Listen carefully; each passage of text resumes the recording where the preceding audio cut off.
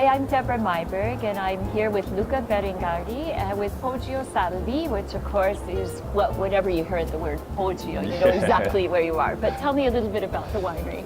The winery started in 1979 with my grandfather.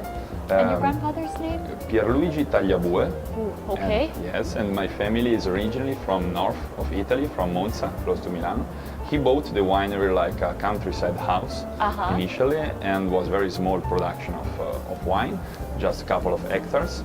Then little by little we have enlarged it. Nowadays we own 20 hectares in Montalcino and 20 hectares in Monteriggioni, in Chianti Colli Senesi area. Why did you invest in the two regions then? Montalcino have also the winery or the facilities, but in '98 my grandfather bought also Chianti Colli Senesi area, Monteriggioni, to have also more easy wines, more price point also. So you didn't lower. have to wait so long to drink your wine. Exactly. It takes patience in Montalcino. Yes. And little by little, it's not big, absolutely, it's a familiar winery. We do in total around 200,000 bottles for all the different labels. Yeah. So who works at the winery? You do?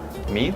My grandfather is the owner. Now he's 87, so he's not yet 100% involved in the winery. I do the University of Winemaking in Milano. In Milano? Yes. And then now are 8 years old that I live in Montalcino, so I take care about the production part, but it's a familiar winery, so I take care also a little bit about export, a little bit everything. But it's very funny because it's not so big, so you can know everything from the vineyards to the different importers all over the world. Let me ask you a provocative question about women. Do you think there are going to be more female winemakers in Tuscany soon? Yeah, I think yes, there are. There are.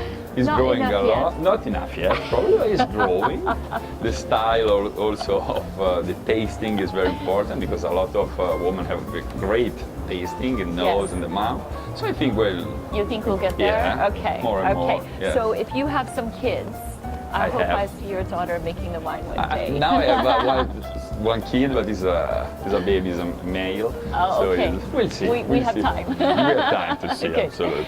Okay. Now tell me about the terroir, what makes your wine special? Yeah, we are in a very particular position. Vill Poggio Salvi is located on the south side of the hill of Montalcino.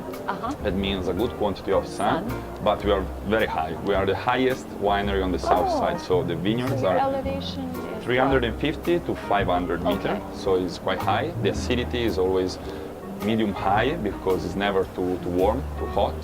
And also we have a big influence from the wind that comes from the seaside. And also another important point is the soil. We are located on very rocky soil, a typical rock called galestro, that give a nice minerality also to our wines. So our style of wine is very focused with the elegant part of Sangiovese. Okay. And what are some of the challenges you're facing with your site? So you've got quite a bit of sunshine, good drainage with the galestra, some cooling breezes. There must be something terrible. No, something very... Can all be good? Because sometimes you see that the leaf and all the vines are not a great quantity of energy because the soil is not too rich. So they're and a little also, stressed. exactly, but less quantity, the quality usually is okay. We and a usually very like good that. thing is the wind. Also in more wet and humidity harvest, we have the wind that clean. So this is very important. On the other side, we have the rocky soil that don't give too much energy, so the production is a little bit less than the average, but it's a nice area. Of course, Montalcino is wonderful because every different small area of Montalcino have different characteristics, but all very nice. Absolutely. Do you see more and more focus on site selection and single vineyard labeling? I think it's important. For example, we have a single vineyard crew. It's only 1 hectare. We bottle 2,000 bottles. Usually, it's very niche production. But considering that we have 15 hectares on Brunello, we think that of course we have the regular Brunello, that is the blending of our traditional vineyards, style. yes, that age 2.5 years. We have also the single vineyard that aged 2.5 years, but came from a single small parcel. called Pomona, that is our logo. And also we have the Riserva that age 1 year more, so 3.5 years in the oak, made only in the vintage that have a very long aging potential, like 2010 that we have now, the Riserva 2010 that is nice vintage. And can we talk about 12 quickly? 12 will be very, very interesting. We have finished to prepare the wine 3 weeks ago, and we'll bottle next month. So and what can I expect? It's very nice. Yeah, of course, we have to say every time that the next vintage is very, it's very, very nice.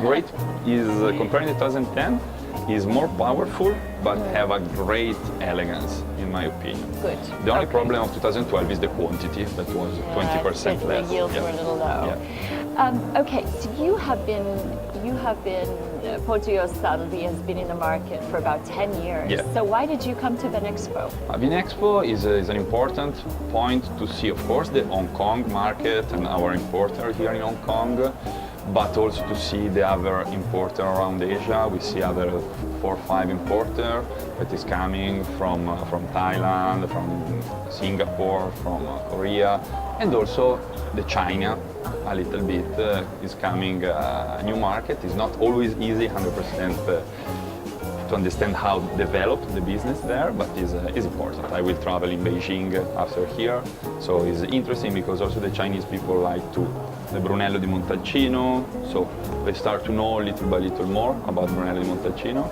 and will become a new important market, I hope and I think. Absolutely. I hope that for you as well. Thanks so Absolutely. much for your time. Thank you very much.